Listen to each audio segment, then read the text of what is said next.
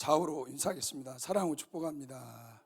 사랑하고 축복합니다. 사랑하고 축복합니다.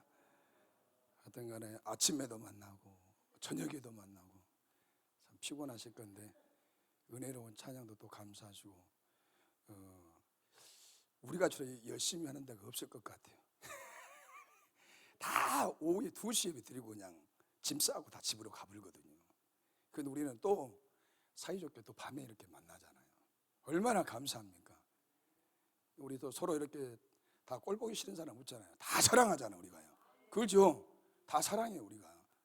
다 얼굴 안 보면 보고 싶고 보면 너무너무 그냥 좋아요. 너무너무 좋아. 여러분 너무너무 좋고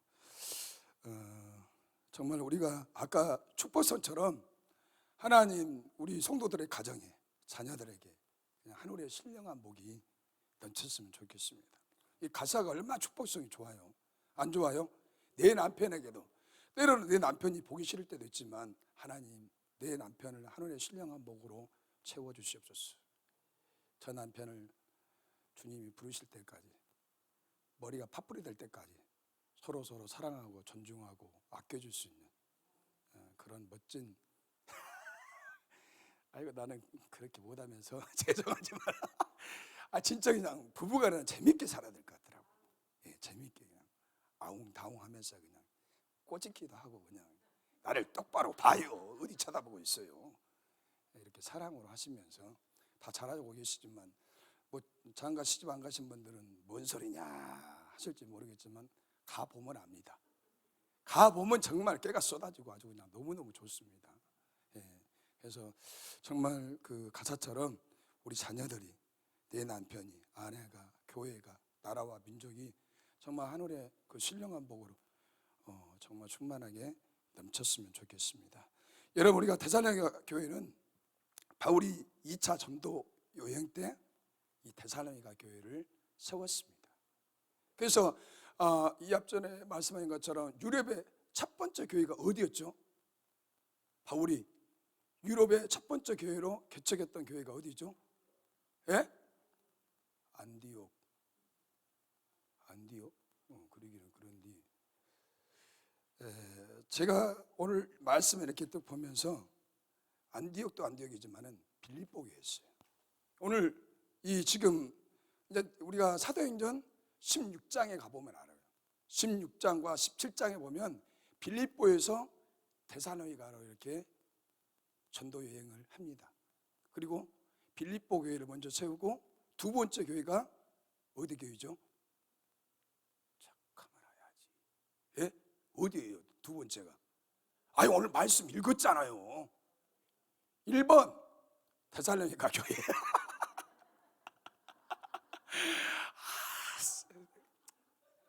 그 시기가 그래요. 나 이해해요. 밤이라 피곤하지. 뭘 내가 물어본 놈이 속이 없는 놈이지. 속이 내가 없어요. 물어본 사람이. 두 번째가 오늘 그 본문에 나온 데살로니가 교회입니다. 여러분들 잘 아시면서 이제 모른 척 하는 거예요. 그냥 내가 다 알고 있어요. 알면서도 그냥 모른 척 하고 그냥. 그렇죠? 다 알고 있었죠? 그렇죠. 다 알고는 있었어요. 이게 눈뜬장으로 그냥 대충 때려잡았어요. 이게 다 알고 있어요. 알고 있는데 내가 속이 없는 거예요. 내가 물어보면 내가 속이 없어요. 그냥 여러분들이 넓은 마음으로 받아주시고 여러분 2차 전도 여행 중에 주 52년경이었습니다. 이 바울이 데살로니가 교회에서 야손이라는 사람의 집에서 가정교회가 형성이 되었어요. 그래서 야손이라는 그 가정에서 어떻게요? 데살로니가 교회가 탄생했어요. 거기에서 복음을 전하기 시작했다는 거예요. 몇 주 동안요? 1번 13주, 2번 14주. 몇 번이에요? 또 알면서도 또 이렇게 침묵하고 계시네. 1번이지. 누가 그러시더라고요. 어떤 목사님 그랬잖아요. 무조건 1번이라고. 다 알면서도 그냥 무조건 1번. 짧은 기간 동안에 오늘 말씀을 여러분들 읽었잖아요.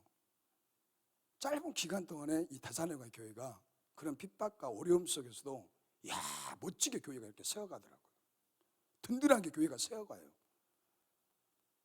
바울이 13주 했다니까요. 그 짧은 기간에 교회가 없어진 줄 알았는데, 공중분해될 줄 알았는데, 교회가, 바울이 들었을 때에 교회가 얼마나 아름답게 이렇게 교회가 세워간지 몰라요. 그 어려운 가운데서도, 핍박 가운데서도. 그러니까 교회가 교회되게 하시고 그 교회가 든든하게 세워갈 수 있도록 기본 베이스가 뭐예요? 예수 그리스도라는 거예요. 예수 그리스도가, 그 복음이 그 많은 심령들 가운데 어떻게요? 마음에 새겨져서 어떤 어려움 속에서도 이렇게 요지부동하지 않고 흔들리지 않냐고, 그 예수 그리스도 때문에 핍박과 어려움을 다 감내할 수 있는 그 영적인 파워, 에너지. 여러분, 예수 때문에 나는 그 찬양이 좋은 것 같아요. 예수 때문에 사랑하고, 예수 때문에 용서하고, 예수 때문에 꼴보기 싫어도 좋아하고, 그러네요. 예수 때문에 좋아하고, 예수 때문에 사랑하고, 예수 때문에 내가 지금 이렇게 살아가는 거 아닙니까? 예수 때문에 내 인생이 돋보이게 하는 거 아니에요? 예수가 나라는 존재를 정말 비천하게, 아직도 저 그 시기에서 살 것인데, 나는 정말 우리 고향이 정말 산골짜기거든요. 하루에 버스가 2대 다녔어요. 바닷가였는데, 정말 강원도, 우리 전도사님 여기 오셨지만 우리도 강원도 못지않게 그런 아주 그냥 시골 중에 시골이에요. 근데 어느 날 보니까 온자력 발전소가 돌아가지고 오면 그 시골에 막 차가 다니고 이 길이 막 닦아지는 거예요. 아스팔트가 깔리고, 초등학교 때 학교에서 급식을 주고, 이게 엄청나게 막 변화가 일어나더라고요. 우리 초등학교 다닐 때 학교에도 급식 주는 학교가 별로 없었어요. 거의 없다고 봐야 돼요. 근데 저희들은 막 짜장면, 그때 당시에 학교에서 짜장면도 만들어주고, 이야, 진짜 짜장면 만들어주지, 라면 끓여주지, 닭죽도 써주지. 그 시골에 원자력 발전소가 들어오니까 한전에서 모든 것을 이렇게 제공을 해주시더라고요. 그런 혜택을 받고 살았어요, 우리가요. 나는 지금도 정말 예수 믿고 나는 정말 복받은 사람이더라고요. 그럼 그 시골에서 지금 아주 그냥 땅 파고 그냥 고구마를 하고 감자를 하든지 아주 그냥 그시겠을 건데, 원자력 발전소 들어가지고 진짜 나는 복받았어요. 그래가지고 이 복음을 듣고 내가 이렇게 복받아서 이렇게 내가 목사가 될 줄은 몰랐죠. 예, 진짜 여러분들도 어떻게 보면 정말 다 복받은 거예요. 여러분, 예수 믿기 전에 나를 한번 바라보세요. 내가 어땠는가? 내가 정말 성격이 좋았거든. 나 말고 여러분들이요. 여러분들 한번 보시라고. 예수 믿기 전에 나의 모습을 화려하지 않았어요? 싸움하면은 그냥 아주 그냥 암흑이 그냥 그지기고, 아주 동네에 악을 쓰자면은 나고, 아주 그냥 그런 사람이었는데, 복음 안에서 이렇게 바뀌어가지고 얼굴도 이뻐지고, 말도 이뻐지고, 행동도 이뻐지고, 생각하는 것이 다 긍정적이고. 우리가 많이 안 바뀌었습니까, 여러분? 나는 많이 바뀌었다고 봐요. 아니, 나 진짜 이렇게 내 얼굴이 이렇게 이쁜 줄 나는 몰랐어요. 진짜 그냥 얼마나, 진짜 말도 참 그렇게 이쁘게 한 사람이 아니었는데, 그래도 여기 와서 조금이라도 이렇게 말도 좀 바뀌고. 근데 나는 우리 엄마한테 잘해야 되는데, 엄마가 이렇게 좀 가벼우니까 나도 모르게 엄마한테 좀 함부로 하는 것 같더라고요. 아주 나쁜 놈이에요. 여러분들 부모님들한테 다 잘하시죠? 네, 잘하신 줄로 믿습니다. 여러분, 우리가 정말 이 교회를 보면서 정말 하나님이 어려운 가운데서도, 야, 교회는 하나님이 세워가시구나. 그 복음의 씨앗이 뿌려지고 그 복음의 폭탄이 던져진 곳에는 변화가 일어나요. 성령의 바람이 불어.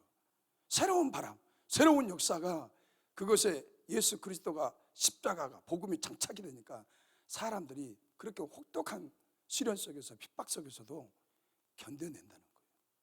이겨낸다는 거예요.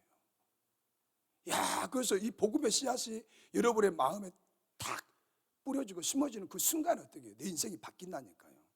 안 바뀌었어요? 바뀌었어요. 여러분 모습을 한번 곰곰 보세요. 얼마나 눈이 싸놨는데, 눈이 진짜 싸놨어요. 근데 성령께서 성령으로 그냥 성령 수술해서 눈이 그냥 부드러운 눈으로 살기가 다 없어져 버렸어요. 선한 얼굴로 그냥 이렇게 바꿔주셨잖아요. 입술도 그냥 크시긴 입술이었는데 그냥 성령께서 성령 수술해가지고 그냥 부드러운 입술에다가 다 바꿔주셨고, 얼마나 감사한지. 진짜 감사해요, 여러분. 여러분, 오늘 본문을 잘 이해하려면 사도행전 17장으로 가보셔야 돼요. 사도행전 17장을 한번 보실까요? 이 야손이라는 사람을 통해서 이 데살로니가 교회가 사도행전 17장에서 탄생이 됩니다. 한 사람의 헌신, 한 사람의 수고, 한 사람의 그 가정을 사도들에게 내어줬어요. 그리고 사도들을 후원을 했어요. 그래서 이 데살로니가 교회가 아름답게 이렇게 탄생을 하게 되었다는 거예요. 여러분, 우리나라도 마찬가지. 우리나라도 초기에는 다 가정에서 교회가 세워졌어요.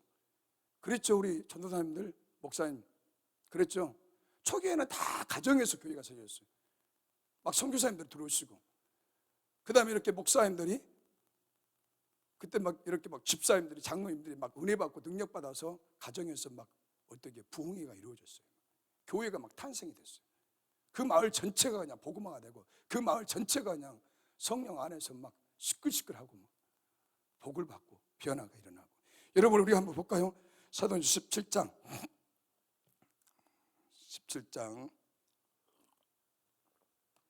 이렇게 한번 쭉 제가 한번 같이 제가 읽어가겠습니다.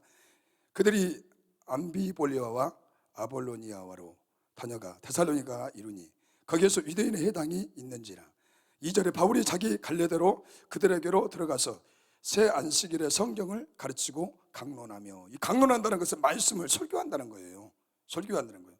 그러니까 바울이 오늘 2절에 보면 자기의 갈래대로 바울이 해오던 대로 했다는 거예요. 해오던 대로. 그 다음에 이 문자적으로 보면 바울에게 익숙해진 것을 따라서 이렇게 했다라는 거예요.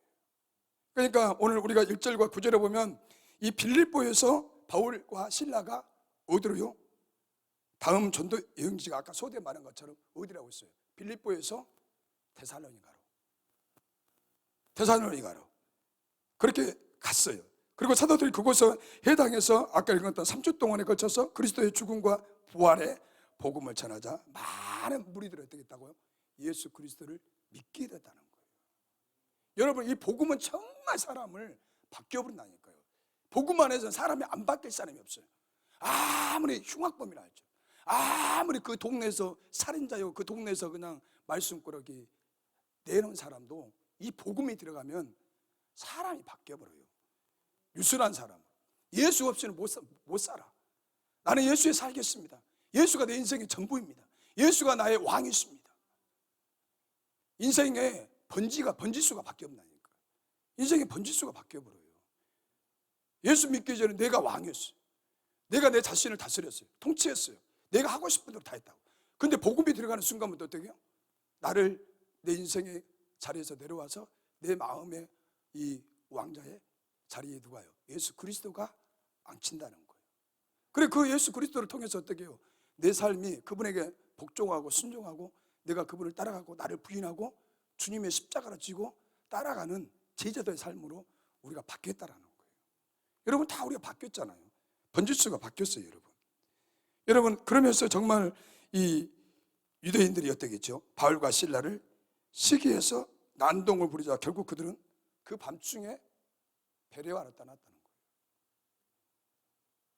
얼마나 예수 믿지 않는 유대인들이 시기하고 질투하고, 또 말씀을 드리겠지만, 여러분 3절에 보면 뜻을 부려 그리스도가 해를 받고 죽은 자 가운데서 다시 살아나야 할 것을 증언하고 이르되 내가 너희에게 전하는 이 예수가 곧 그리스도라 하니라. 여러분, 뜻을 풀이한다는 거예요. 뜻을 풀이한다.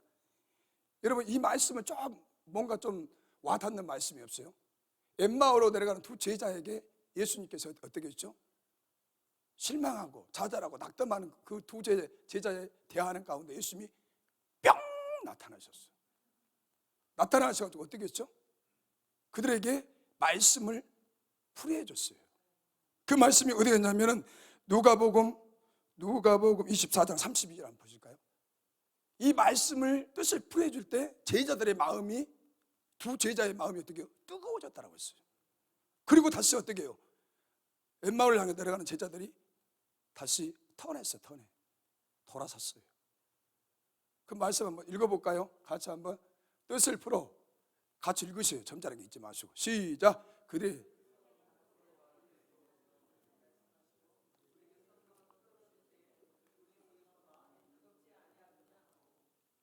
이렇게 말씀을 뜻을 풀어줬다는 거예요. 이 말씀의 뜻을 풀어주니까 이 제자들이 다 뭐 기가 석자나 다 꽂혔잖아요. 죽어 있잖아요. 절망 가운데 있잖아요.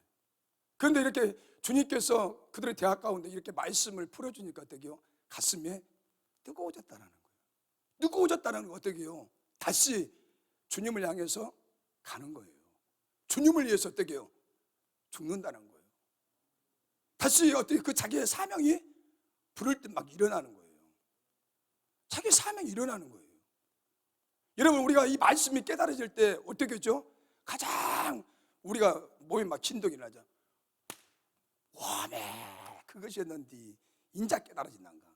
어떤 사람 몸을 막 꼬집기도 하고, 그러네요. 볼태기를 꼬집기도 하고, 그 말씀에 그렇게 막 매력이 되는 거예요. 말씀이 막 파도처럼 은혜의 파도가 밀려오면서 이 말씀이 깨달아지는 거예요. 막 가슴에 막 와 닿는 거예요. 그러네요. 여러분, 이 말씀이 나도 읽어지다가 와 맞습니다 주님, 나도 모르게 막 감동받고 감화받고, 어떻게 표현을 못해요. 그 어떤 사람은 말씀을 읽다가 통곡하면서 회개가 터져본 거예요. 와 주님이 이거였습니다. 내가 이것을 깨닫지 못했습니다. 정말 이 말씀이 깨달아지면은 어떻게 이건 표현을 못해요. 이거는 마음이 얼마나 정말 그분의 막 그 만지심이, 그분이 나를 이 만지시는 그 영적인 어떤 그게 막 와 닿잖아요. 막 회개가 터지고, 그 말씀 때문에 내가 막 회개가 터지면서 맞습니다. 나 그렇게 살겠습니다. 주님 따라가겠습니다. 나 주님 의지하겠습니다. 내 인생은 주님께 맡기겠습니다. 이것이었습니다. 여러분들 다 각자가 이 말씀을 듣는 순간에, 말씀을 읽는 순간에 이 깨달아질 때 통복하지 않을 수가 없어요, 여러분. 그래서 어떤 분들이 말씀을 막 굴성이처럼 막 달다가잖아요. 달다고. 정말 예수 그리스도의 죽으심과 예수 그리스도의 이 부활하심을 오늘 이 데살로니가 교인들이 이 복음의 진리를 깨닫고 많은 사람들이 어떻게 했다고요? 따랐다라는 거예요. 따랐어요, 따라. 여러분, 또 4절에 그 중에 어떤 사람 곧 경건한 헬라인의 큰 무리와 적지 않는 귀부인도 고난을 받고 바울과 실라를 따르더라. 여러분, 이 귀부인들이 뭐예요? 사회적인 신분과 재산이 있는 부인들이라는 거예요. 어느 정도 이치가 있는 부인들이에요. 먹고 살 만한 사람들이에요. 이런 분들에게 어떻게 해요? 복음이 들어가니까 바울과 실라를 어떻게 해요? 따랐다라는 거예요. 여러분, 이 복음을 통해서 많은 사람들이 막 끌려, 이렇게 끌려. 또 듣고 싶고. 그래서 여러분, 영적인 한 지도자가 영적으로 하나님과 교통하고 하나님과 함께하는 사람이 한 동네에 오면은 어떻게 막 진동이 일어난다니까. 막 소문이 나요. 소문이 나. 원해 그 동네에 정말로 하나님을 만나고 성령 충만하고 오직 예수 그리스도의 인격과 성품과 예수님의 그 사랑이 절절절절절 흘러 넘치는 분이 오셨대요. 그러면 어떻게 막 사람들이 모여들기 시작하는 거예요. 그래서 거기에서 한 마리라도 드리려고 막 빨려 들어가잖아요. 스펀지가 물을 빠듯이 막 빨려 들어가. 이렇게 눈이 막 동그랗게, 눈이 막 살아나요. 행동이 살아나기 시작하는 거예요.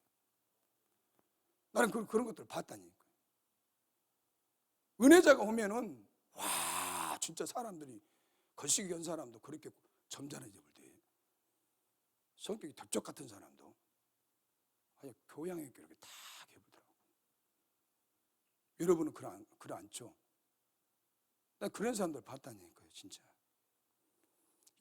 이런 정말 경건한 헬라인들, 그래도 먹고 살만한 사람들이 이 복음을 듣고 따랐다는 거예요. 5절에 그러나 그 유대인들이 시기하여 저자의 어떤 불량한 사람들에게 데리고 때릴지요 성을 소동하게 하여 야손의 집에 침입하여 그들을 백성에게 끌어내리고 찾았으나. 여러분, 이 유대인들이 오늘 이 바울과 실라가 어떻겠어요? 유명해지고 많은 무리들이 따르니까 뭐가 있었다고요? 시기심이 있었다는 거예요. 시기심이 있었어요.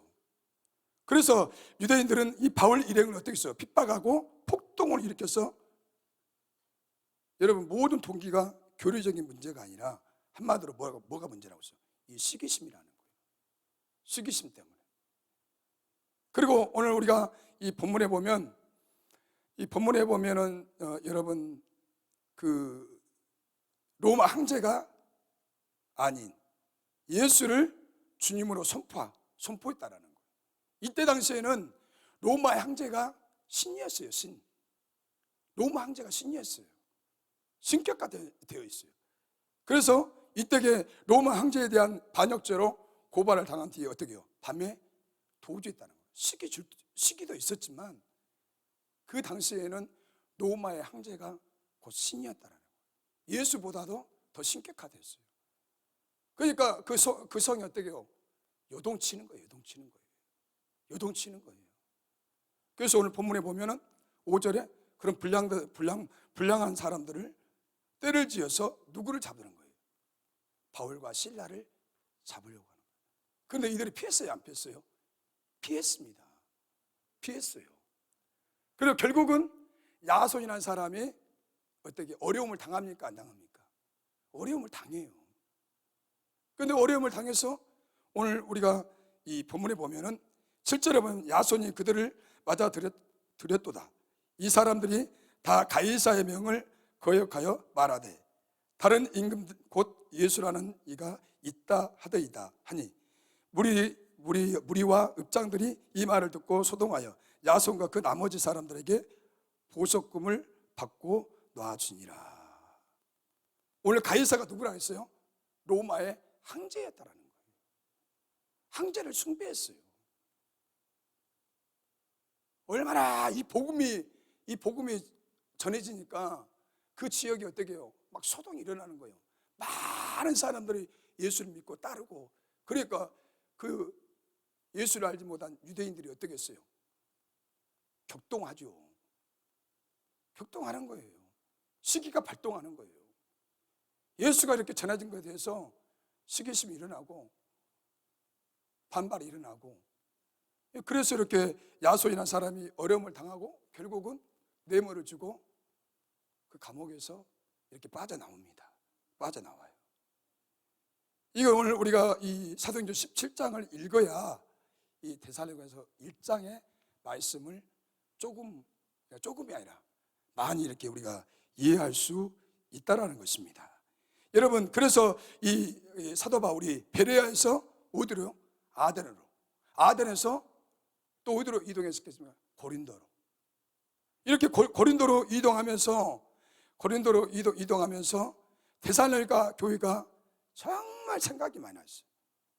그래서 이 디모데를 어디로 보냅니까? 데살로니가로 보냅니다.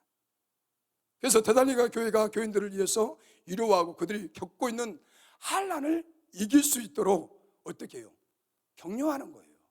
바울이 직접 갈 수 없지만 디모데를 보내서 그들의 환난 가운데 있는 그들을 어떻게 해요? 위로한다는 거예요. 그리고 그들이 어떻게 신앙생활을 잘 하고 있는가 여러 가지를 보고 오라는 거예요. 그런데 얼마 후에 바울이 디모데가 돌아왔어요. 디모데가 돌아왔는데 전해주는 이 데살로니가 교회의 근황을 듣게 됐어요. 그런데 생각 이외로 핍박과 환난이 계속되고 있는 중에도 교회가 어떻게 했어요? 믿음의 역사가 일어났다는 거예요. 사랑의 수고가 일어났다는 거예요. 그리고 소망의 인내를 간직했다는 이 소식을 바울이 들었을 때 어떻겠을까요? 얼마나 기뻤겠습니까? 바울이 몇 주 했다고 했죠? 13주 동안에 복음을 전했다니까. 그 짧은 기간 동안에 교회가, 아까 소대에 말한 것처럼 교회가 없어질 줄 알았어요. 그런데 교회가 안 없어지고 교회가 이렇게 믿음의 역사가 일어나고 사랑의 수고와 인내의 소망이 있었다라는 거예요. 그러면 이 교회가 어떻게, 데살로니가 교회가 든든하게 복음 안에서, 진리 안에서 교회가 이렇게 세워져 가는 거예요. 그러면은 그 복음을 전했던 사도의 입장에서는 마음이 슬플까요? 좋을까요? 좋다는 거예요. 여러분, 목회자들이, 목사님들이 봤을 때나 이 원장님들이 봤을 때 여러분들이 정말 신앙생활을 예쁘게 하고 늘 직장에서나 가정에서나 사업장에서나 모든 성도들이 잘 되고 있을 때 목회자는 좋을까요? 나쁠까요? 좋습니다. 자랑할 수밖에 없다라는 거예요. 막달라 마리아가 예수님께 옥합을 드렸을 때, 깼을 때 어느 곳에 가든지 어떻게 해요? 이 막달라 마리아가 주님께 헌신한 것을 어떻게 해요? 기억하고 전했다라는 거예요. 목회자의 마음속에는 늘 성도가 복받고 잘 되는 것이 목회자의 어떻게 보면 소망입니다. 소망이에요. 이 바울의 입장에서는 교회가 그렇게 좋은 소식이 들려오니까 얼마나 이게 최고의 기쁜 소식 아닙니까? 바울이 얼마나 기뻤겠어요. 얼마나 바울이. 여러분, 그래서 하나님의 아버지와 주 예수 그리스도 안에서 데살로니가 교회의 은혜와 평강이 있기를 1절에 축복하고 있습니다. 1절에. 여러분, 오늘 본문에 보면 은혜라는 단어가 있어요. 이 은혜라는 단어는 뭐냐면 모든 것이 잘 되기를 바란다는 거예요. 모든 것이 잘 되기를 바란다는 거예요. 그러나 더 의미 있는 말은 성경적으로 보면 자격 없는 자에게 값없이 베풀어주는 하나님의 호의라는 거예요. 우리는 은혜 받을 자격이 있어요? 없어요? 없습니다. 없어요. 하나님이 그냥 무상으로 주신 거예요. 우리는 자격이 없어요. 하나님께서 우리에게 그렇게 무상으로 우리에게 은혜를 주셨습니다. 그래서 오늘 본문에 보면 축복은 예수 그리스도 안에서 구원의 은혜가 계속 되기를 빈다는 거예요. 그래서 이 평강, 샬롬, 유대인들을 이렇게 인사합니다. 샬롬, 평강. 우리 아침에 이런 말들이 참 안 되더라고요. 샬롬, 오늘 또 예수 안에서 최고로 좋은 날 되십시오. 근데 우리가 인사할 때 이게 돼요? 그냥 안녕하세요. 밥 많이 드세요. 이게 훈련이 안 돼요. 안 돼가지고 이게 참. 그래도 우리가 전화할 때는 사랑하고 축복합니다. 이것을 또 하려고 애를 써요, 이게. 근데 이것도 잘 안 되더라고, 절대는. 사랑하고 축복합니다. 그 저쪽에서는 이 사람이 뭘 하는 거야, 지금. 근데 우리는 통하잖아요. 처음 듣는 사람들은 이게 성서예요, 성서예요. 성서예요. 여러분, 정말 이 은혜, 1절에 오직 은혜로 그리스도 안에 하나님의 백성만이 진정한 평강을 누릴 수가 있다는 거예요. 그래서 오늘 바울은 이 데살로니가 교회 모두를 두고 항상 어떻게 했어요? 항상 기도할 때 기억했다는 거예요. 바울이 항상 기도할 때 이 데살로니가 교회를 기억했다는 거예요. 이 목회자의 마음 아니에요? 목회자는 늘 성도를 위해서, 가정들을 위해서 어떻게 해요? 늘 기도하는 거예요. 이렇게 기도를 하다 보면 때로는 정말 먼저 이분을 해야 되는데 먼저 이렇게 딱 패스 제껴버려요. 제끼고 다른 분이 딱 기도하면 이렇게 영감으로 딱 떠올라요. 영감으로 딱 떠올라서 그분을 위해서 집중적으로 이렇게 기도하게 해요. 교인이 30명 된다 할지라도 순번이 내가 오늘 하나님 장로님, 권사님, 집사님, 또 우리 간사님, 전도사님, 선교사님 이렇게 기도하겠습니다 하는데 이게 바뀌더라고요. 이렇게 순번이 이렇게 딱 바뀌어버려요. 그리고 하나님의 눈길에 가는 사람이 있습니다. 이렇게 내가 비록 사람이지만 말씀을 전하는 목사이지만 하나님의 그 선한 눈길이, 하나님의 마음이 이렇게 이상하게 가는 집사님들이 있어요. 장로님들이 있어요. 그래서 여러분들이 봤을 때는 목사님들이 좀 부족하고 연약하지만 여러분 뭔가 이렇게 딱 이렇게 사인이 와요. 이게 목사님들이 이렇게 사인이 오더라고. 아무래도 어두한 것 같지만 이게 딱 사인이 와요. 이게 그런 것들을 많이 체험하죠. 그러나 입에다 이렇게 자갈을 부는 거죠. 자갈을 부는 거죠, 여러분. 이 바울이 늘 그렇게 데살로니가 교인들을 기억했다라는 거예요. 여러분 기억했어요. 기도할 때마다. 그리고 하나님께 감사했어요. 우리 하나님 아버지 앞에서 그들의 믿음의 역사와 사랑의 수고와 우리 주 예수 그리스도에 대한 소망을 굳게 지키는 인내를 항상 이 세 가지를 어떻게 해요? 기억하고 있었다는 거예요.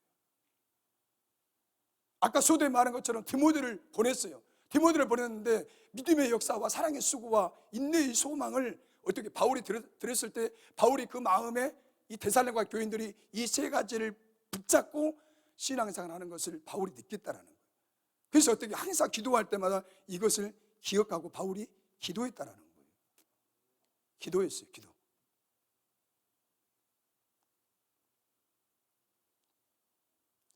여러분, 그래서 이 주님의 재림과 하나님 나라를 향한 소망이 이 데살로니가 교회에 있었다라는 거예요. 있었어요. 그래서 이 땅에 겪는 고난에 대한 인내로 나타납니다. 그런데 오늘 제가 이렇게 본문의 말씀을 보면서 이 데살로니가 교회 안에서 성령께서 역사와 증거들을 볼 때 바울은 하나님을 사랑받는 이 데살로니가 교회의 형제자매들이 어떻게 해요? 하나님께 택하심을 받았다는 거예요. 하나님의 택하심을 받았다는 거예요. 오늘 저와 여러분은 하나님의 택하심을 받았습니다. 부르심을 받았습니다. 그래서 우리는 하나님의 속한 그리스도인, 하나님을, 예수를 닮아간 사람, 그리스도인. 여러분, 우리가 정말 이 하나님 앞에 내가 소명, 하나님이 나를 부르셨다는 거예요. 지명하여 불렀나니 너는 내 것이라. 하나님이 그러면 여러분, 오늘 저와 여러분 하나님께서 어떻게 해요? 딱 찍어놨다는 거예요. 창세 이전에, 예정 이전에 하나님이 저와 여러분 어떻게 해요? 딱 구별해서 선별해서 이렇게 찜해놨다는 거예요. 너는 내 백성이다. 나의 택한 족속이다. 왕 같은 제사장이다. 하나님이 저와 여러분 어떻게 해요? 다 선별했어요. 찍어놨어요. 찜해놨어요. 찜. 그래서 사탄 마귀가 우리를 건들 수가 없다라는 거예요. 건들 수가 없어요, 여러분. 여러분, 우리가 이 데살로니가 교회에 뭐가 있었다고 했죠? 첫 번째, 믿음의 역사가 일어났다. 여러분, 우리가 늘 말씀 속에서 믿음은 뭐? 말씀을 들음으로 난다고 그랬어요. 믿음의 출발은 말씀이라는 거예요. 여러분, 말씀을 들어야, 말씀을 보아야 어떻게 되죠? 우리의 믿음의 기초가 어떻게 되죠? 말씀 안에서 이렇게 세워져 가는 거예요. 믿음의 본체는 예수 그리스도예요. 그 예수 그리스도 안에서 어떻게 해요? 우리가 믿음이 정리가 되잖아요. 여러분, 말씀을 자꾸 들어야 내 마음에 믿음이 자라죠. 견고해지죠.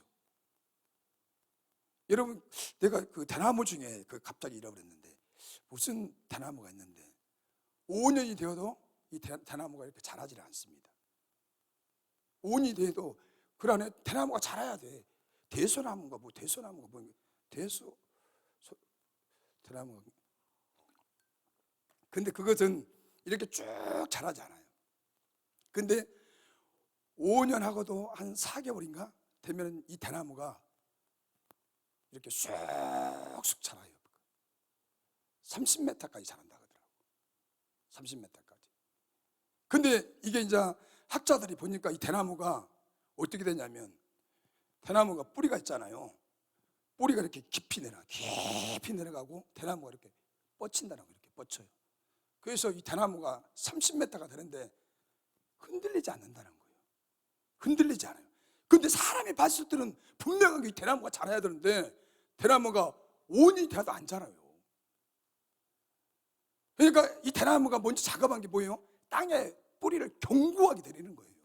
사방팔방으로 뿌리를 견고하게 내려야 30m가 돼도 태풍이 하고 풍랑이 와도 어떻게 해요? 이 대나무가 넘어지지 않는다는 거예요. 넘어지지 않는다는 거예요. 저 다음에 제가 알아볼게요. 알아봐갖고 말씀드릴게요. 여러분, 제가 오래전에 여수 오동도 아시죠? 오동도에 가면 솔나무가 다 이래요. 솔나무가 다 이래. 근데 거기에 보니까 이 솔나무들이 뿌리를, 땅이 좋으면 뿌리를 이렇게 견고하게 밑으로 내려가는데 다 옆에를 뻗었어요. 그러니까 이렇게 둥근 소나무가 태풍이 왔는데 싹 넘어져 버렸어요. 왜 그랬을까요? 견고하게 뿌리를 박히지 못했다는 거예요. 이렇게 진짜 커. 덩치가 커. 근데 이렇게 뿌리를 견고하게 내리지 못하니까 소나무들이 다 떨어졌다. 그럼 오늘 저와 여러분에게도 어떻게 돼요? 이 말씀의 뿌리가 견고하게 내 신앙 안에서, 내 육체 가운데, 내 영혼 가운데 말씀의 뿌리가 견고하게 딱 세워져야 돼요. 그래야 이렇게 요동하지 않죠. 그러니까 일제강점기나 6.25 때, 이 초대교회 때 어떻게 해요?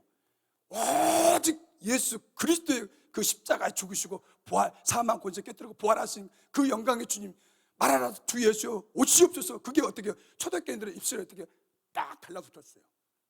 말하라 주 예수요. 환난과 핍박과 고난을 이겨 나갈 수 있는 그 비결이 뭐예요? 재림의 주님을 대망한다는 거예요. 주님이 곧 오신다는 거예요. 하루에 상급이 있다는 거예요. 그래서 나의 죽음이 어떻게 해요? 그 죽음 때문에 두렵지만은 사자의 밥이 되고, 때로는 그 장자기에다가 십자가에 묶어서 사람을 태워버리잖아요. 사자의 밥이 되기도 하고, 그냥 잔인하게 죽이잖아요. 근데 내려가 봤을 때는 큰 원형 경기장에 사자가 목을 다 물에 뜯어가지고 목이 이렇게 떨어져 나갔어요. 근데 이 미치광이 내려가 보니까 사람이 웃고 있는 거예요. 이렇게 웃고 있어요. 그 내려가 어떻게 했어요? 그 미치광이가 미쳐버리지 아주. 미쳐버린 거예요. 어떻게 사자 육체를 다 뜯어가지고 목이 덜렁 떨어져 나가고 그렇게 했는데 얼굴이 이렇게 웃고 있다는 거. 그럼 내려가 봤을 때는 아주 열받는 거 아니에요? 그 미치광이 내려가 봤을 때는.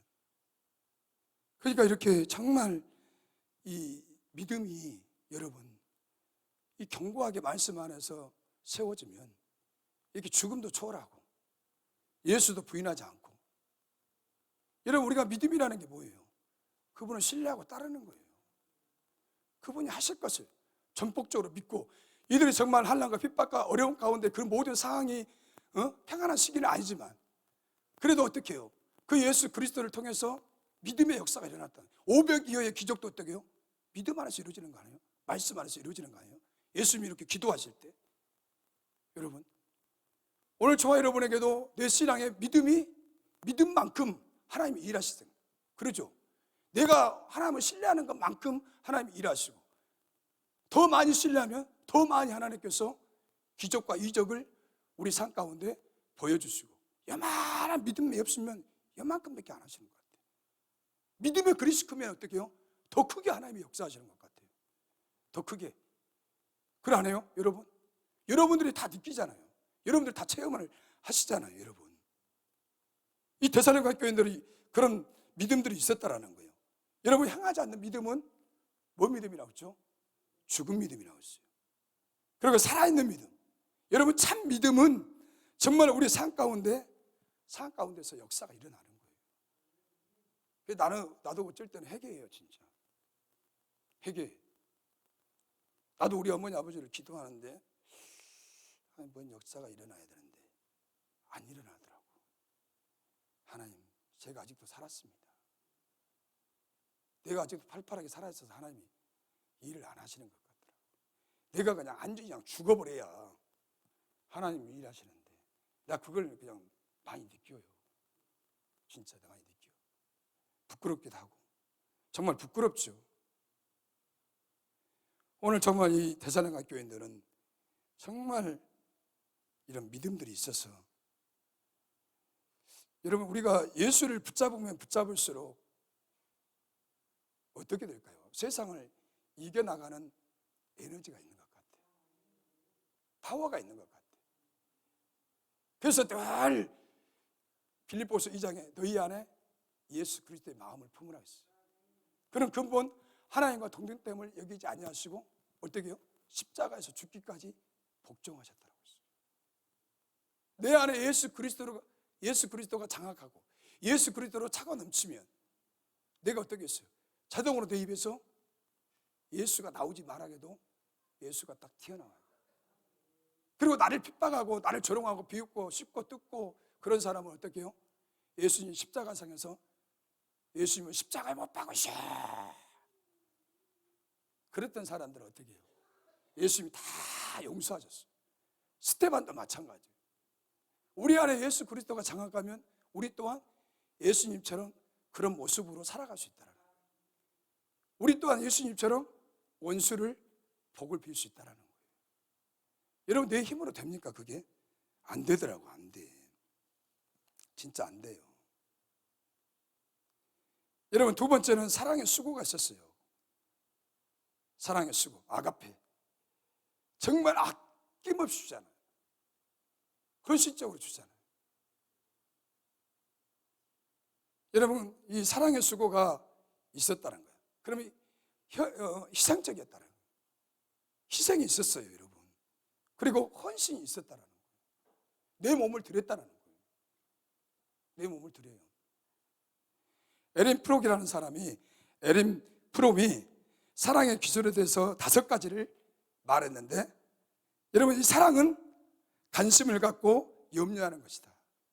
관심을 갖고 염려하는 것이다. 여러분, 어머니가 자식에 대해서 관심을 갖고 염려를 해요, 안 해요? 해요. 자라깨나 우리 홍목이, 자라깨나 우리 아들. 우리 여동생들이 그러더라고. 엄마는 아들밖에 없냐고. 응? 아들밖에 없어.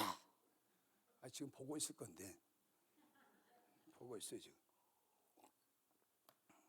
아들밖에 없냐고.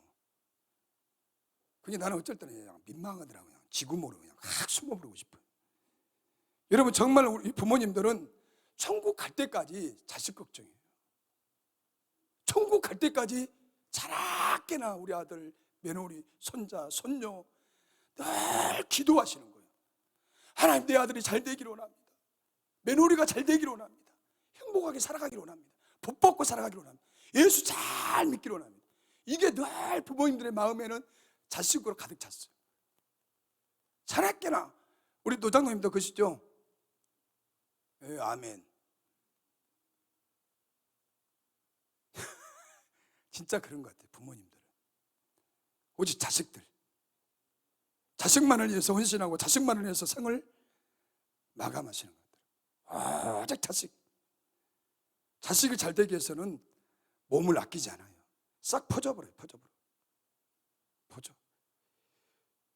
여러분, 사랑은 책임을 지는 것이라는 거예요. 부모가 자식을 책임을 집니다. 선생님이 아이들을 책임을 지어요. 그래 안 해요? 우리 집사님 그러죠? 예? 우리 신앙이 간사, 또 딸, 지금까지 그냥 어떻게요? 지금까지도 계속 뒷바라지하는 거예요. 시집 장가 갈 때까지 어떻게 우리 신앙이 간사를 아파트를 하나 사줄까? 그런지 모르겠지만은 생각 안 해요. 그래. 아이고 이건 안 돼. 말하면 안 되지 또. 죄송합니다. 진짜 이 부모는 이게 아낌없이 다 주는 것 같더라고. 다 줘. 다 퍼져버려요. 근데 자식들은 어떻게 해요? 10만 원 주고도 떨려, 이게 떨려. 솔직히 그러잖아요. 엄마한테 30만 원 딱 주려고, 30만 원 주려고 딱 해놨는데 30만 원 딱 주려고 했는데 생각해 보니까 아까워 이게. 다시 그냥 일 안 했어요. 일 안 하면 정말 좋으신 분들이고, 부모님들 다 주는데 자식들은 계산하는 거예요. 이렇게 오늘 한 달 이렇게 다 계산해봐요. 빼고 넣고 에이 30만 원에서 20만 원. 그걸 안 해요? 이거 자식들이 그런다니까요. 근데 부모들은 그걸 안 해요. 여러분, 부모님들은 정말 손발이 닿도록 자식들을 위해서 사신 것 같더라고. 책임을 다 지어요. 여러분, 사랑은 상대편을 존중해 주는 거예요. 여러분, 저와 여러분들이 얼마나 존중합니까? 존중하고 있어요? 사랑은 상대를 이해하는 것이라. 얼마나 우리가 이해합니까? 얼마나 존중합니까? 여러분, 상대편을 존중하면은 인사에 뭐 받아야 돼, 안 받아야 돼요? 김성주 집사님 안녕하십니까? 이렇게 인사하면 어때요? 받아야 돼, 안 받아야? 가다가 드는 짓도 안 하고 쳐다보도 안 해요. 그러면 못 써요, 여러분. 진짜 예수 만난 사람은 먼저 인사하는 거예요. 사람을 이렇게 존중해 주는 거예요. 여러분, 사람을 존중하지 않는 사람은 그 속에 예수가 없는 사람이에요. 예수 자체는 뭐죠? 존중하는 거예요. 예수 자체는 사랑하는 거예요. 예수 자체는 배려하는 거예요. 사랑하는 거예요. 존중해주고 아껴주고 배려해주고 칭찬해주고, 내가 하나 더 할게요. 집사님은 쉬세요. 장로님은 쉬세요. 내가 하나 더 할게요. 예, 그분을 존중해주기 때문에, 그분을 사랑하기 때문에 아껴주는 거예요. 여러분, 정말 우리가 이 공동체 안에 있으면서 얼마나 이해를 합니까? 얼마나 이해를 해요? 정말 사랑은 주는 것이라는데 내 것 아까우지 않는 사람이 어디 있어요? 그런데 내가 이렇게 보면, 이렇게 정말 우리 이 공동체 안에 보면 정말 아까우는 사람들이 없는 것 같더라고요. 아낌없이 다 이렇게 퍼져버린 것 같아요. 비타민 C가 들어오면은 들어오는 순간부터 받고, 또 이렇게 막 서로 이렇게 퍼주고 나눠주고 아낌없이 이렇게 섬겨주는 모습이 제가 봤을 때 너무나 귀하더라고요. 너무 귀해요. 그것이 주님의 마음이 아닐까요? 주님의 성품이 아닐까요? 아낌없이 이렇게 주는 거예요. 마음이라도 주고, 없으면 우리의 마음을 주고. 여러분, 좀 힘들고 어렵다고 해서 제가 오전에도 말한 것처럼 인상 쓰지 마세요. 힘들고 어려울수록 어떻게 배차게 살아야 한다는 거예요. 그것이 예수 믿는 사람들 아니에요? 예, 생명 되신 예수 그리스도가 나를 위해서 죽으셨단 말이에요. 생명 되신 예수 그리스도가 어떻게 해요? 나를 위해서 정말 모든 것을 아낌없이 십자가에서 다 내놨어요. 근데 그 복음이 내 안에 없다면 내 삶 자체가 어둡게 사는 거예요. 그래서 어떻게 하는 거죠? 내가 그분을 더 가까이 하고, 말씀을 가까이 하고, 그분에게 어떻게 이해로부터 임하는 하나님의 은혜가 나를 장악하면 내 안에 어떻게 해요? 샘을 파듯이 물이, 은혜의 샘물이 콜 넘쳐서 어떻게 해요? 옆 사람에게 파급 효과를 준다니까요. 효과를 줘요. 도움을 준다고요. 웃게 만든다고요. 행복하게 만든다는 거예요. 여러분, 그래서 우리 정말 이 주는 것, 예수 믿는 사람들의 마음 자체가 어떻게 해야 돼요? 마음 자체가 늘 정직해야 되고, 늘 거룩하게 해야 되고, 성결해야 되고, 구별돼야 되고, 늘 그 마음에 예수님을 닮아가려고 하는 그 순간부터 어떻게 해요? 선한 것이 나온다는 거예요. 선한 것이 나와요. 선한 것이 나오면 어떻게 해요? 그 사람에게 주는 거예요. 그 사람에게 도움을 줄 수밖에 없죠. 근데 내 마음에 선한 것이 없어. 그러니까 늘 짜증이 나오는 거예요. 내 마음에 선한 것이 주장하지 못하기 때문에 원망과 불평과 그런 마음을 가지고 있어요. 저부터도. 여러분, 그래서 우리가 요한일서 4장 7절과 8절을 보면, 사랑하는 자들아 우리가 서로 사랑하자. 사랑은 하나님께 속한 것이, 사랑하는 자마다 하나님께로부터 나서 하나님을 알고, 사랑하지 않는 자는 하나님을 알지 못하다니 이는 하나님은 사랑이시라. 하나님의 사랑을 아는 자가 어떻게 해요? 그 사랑 안에 녹아진다는 거예요. 우리가 입으로 시인한다는 거예요. 하나님의 사랑을 알지 못하면 어떻게 하죠? 아까 말한 것처럼 내가 사랑을 흘려보낼 수가 없다는 거예요. 사랑을 흘려보낼 수가 없어요, 여러분. 또 보실까요? 요한일서 3장 18절에 보면, 자녀들아 우리가 말과 혀로만 사랑하지 말고 행함과 진실함으로 하자라고 했습니다. 여러분, 우리 믿음의 사람들은 이 사랑은 말로만 하는 것이 아니에요. 말로만 하는 것이 아니에요. 우리 마음에서 우러나와야 진정한 사랑이죠. 그죠? 우리 마음에서 우러나와야 돼요. 이게 진정한 사랑이라는 거예요. 그리고 우리 몸으로 실천하는 것이 사랑이라는 거예요. 실천하는 것이. 여러분, 근데 제가 계속 말하지만 이렇게 실천한다는 것도 쉽지가 않아요. 실천하는 것. 여러분, 그래서 우리가 성령이 늘 그 성령은 우리 안에 장악하고 계십니다. 성령은 저 멀리 계신 게 아니에요. 그 성령은 내 마음에 자정하고 계셔요. 내 마음에 계세요. 그래서 그분을 인정하고 고백하고 사랑한다라고 일하십시오. 환영합니다. 성령님, 나를 이끌어 가십시오. 나를 도와주세요. 자꾸 그 성령님을 우리가, 저와 여러분들이 그렇게 성령을 의지하고 고백하고 이랬습니다, 저랬습니다, 이랬습니다, 저랬습니다, 자꾸 고백을 해야 성령이 어떻게 죠? 우리 마음 가운데서 툭툭툭툭 말이 나오죠. 뭔가 답변을 주시죠. 뭔가 답변을 주시면서 어떻게 죠? 나를 이끌어 가시고 너 이렇게 해라, 이렇게 섬겨라, 이렇게 사랑해라, 이렇게 간용해라, 칭찬해라, 도와줘라, 이끌어줘라, 보호해줘라, 나누어줘라. 이게 성령의 음성이 들리지 않습니까? 악의 음성은 뭐죠? 악의 음성은 뭐예요? 시기 질투하는 거예요. 죽이는 거예요. 그러 안 해요? 정말로 우리 안에 이런 사랑이 있다면 사람을 살만나게 한다니까요, 여러분. 그래서 우리가 베드로전서 4장 2절에 보면 무엇보다도 뜨겁게 서로 사랑하지, 사랑은 허다한 죄를 덮은다라고 했어요. 야, 이거 놀랍지 않습니까? 허물이 보여요. 허물이 보여. 내 티라고죠. 티. 남을 바라보는 거 들보라건가요? 들보죠? 아니요.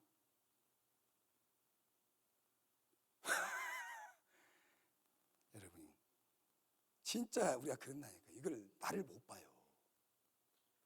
근데 그 성령이 어떻게 해요? 사랑하게 하신다니까, 여러분. 뜨겁게 사랑하게 하셔요. 이 죄를 덮게 하신다니까요. 근데 내 안에 그 예수 그리스도로 충만하지 않으면 내가 눈에 보이는 공동체 안에서 일어나는 모든 사건들을 어떻게 해요? 다 오픈해버려요. 이렇게 오픈하면은, 죄가 드러나면은 그 공동체가 좋아지겠어요? 예? 귀신들이 좋아하죠. 귀신들은 좋아할 수밖에 없어요. 날뛰지 아주 신이 나죠. 그런데 오늘 말씀처럼 이것을 덮어주면 하나님이 더 역사가 일어난다는 거예요. 역사가 일어나요, 여러분. 마지막으로 오늘 본문에 보면 우리 주 예수 그리스도에 대한 소망의 인내입니다. 여러분, 이 데살로니가 교회가 성도들은 그리스도께서 재림하실 궁극적인 승리의 날을 바라보면서 소망을 가졌다라는 거예요. 가졌어요. 여러분, 오늘 본문에 보면 이 인내라는 단어가 나와요. 인내라는 그 단어를 보니까 확고하다는 거예요. 확고하다, 충실하다. 또 보니까 참을성이 있는 인내, 변치 않는 기다림, 또 즐겁고 희망이 차다는 거예요. 여러분, 인내는 이 변치 않는 기다림이에요. 기다림, 변치 않게. 여러분, 우리 마음은 시시때때로 변합니다. 우리 마음은 시시때때로 변해요. 그러나 우리 마음이 어떻게 해요? 변함이 없어야 돼요. 한결같아 한다는 거예요. 어제나 오늘이나 작년에나 올해나 사람의 마음이 항상 한결같아야 돼요. 한결같이 예수님을 사랑하고 한결같이 그 은혜의 자리에서, 있는 자리에서 충성하고 헌신하고 변함없이 그냥 이렇게 그냥 이랬다 저랬다. 녹두가 뜨거운 볕에다 이렇게 말려놓으면 녹두가 어떻게 해요? 툭 튀어버려요. 이렇게 툭 튀어버려요. 이렇게. 근데 저도 이렇게 곰곰이 보니까 사람도 마찬가지예요. 변함없는 사람을 좋아해줘. 주님도 어떻게 해요? 변함없는 사람, 한결같은 사람에게 은혜를 주시고 복을 주시지, 이렇게 막 요동치는 사람에게 복 받는 거 안 받습니다. 요동치는 사람 절대로 복을 못 받더라고. 항상 한결같아야 돼.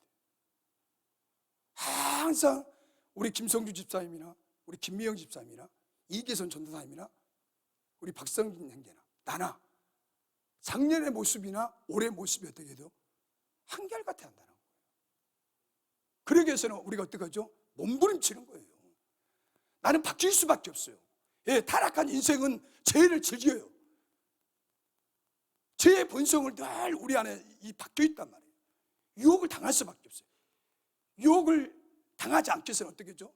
내가 예수 피를 뿌리고 바르고 마시고 그 예수 이름으로 선포하고 명령하고 순간순간마다 나에게 유혹하고 순간순간마다 나를 덮치고 내 영혼을 갖다가 어떻게 침착하게 하고 내 영혼을 기쁨을 뺏어가고 희락을 뺏어가고 봉사의 자리, 기도의 자리, 예배의 자리, 시시때때로 사탄은 와서 우리를 어떻게 해요?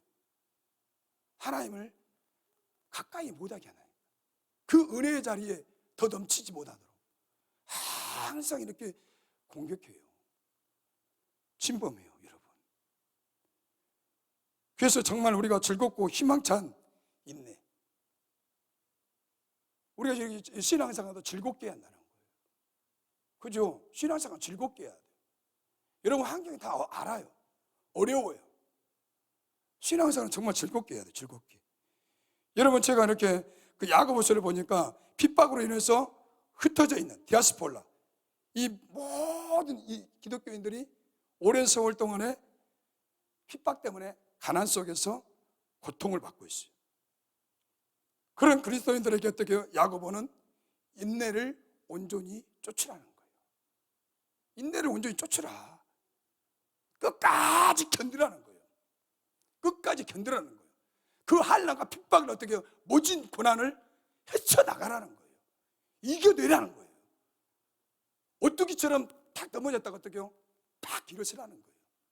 거기에 그냥 파묻혀서 그 자리에서 매도당하는 것이 아니라 그런 한란과 핍박 속에서도 온전히 인내를 이루면서 어떻게 해요? 끝까지 주님이 하실 때까지 일어서라는 거예요. 견디라는 거예요. 인내를 온전히 이루라는 거예요. 그런데 사람은 아까 제가 말한 것처럼 사람은 다 이렇게 요지부동이에요. 얼마나 요지부동한지 몰라. 그래서 아까 말한 것처럼 그 대나무처럼 여러분 완전히 그냥 뿌리를 깊이 내리라는 거예요. 여러분 뿌리를 깊이 내리면 내릴수록 어떻게 해요? 예수가 나오게 되어 있어요. 그 예수 그리스도가 어떻게 해요? 나를 자리 잡기 시작한다니까요.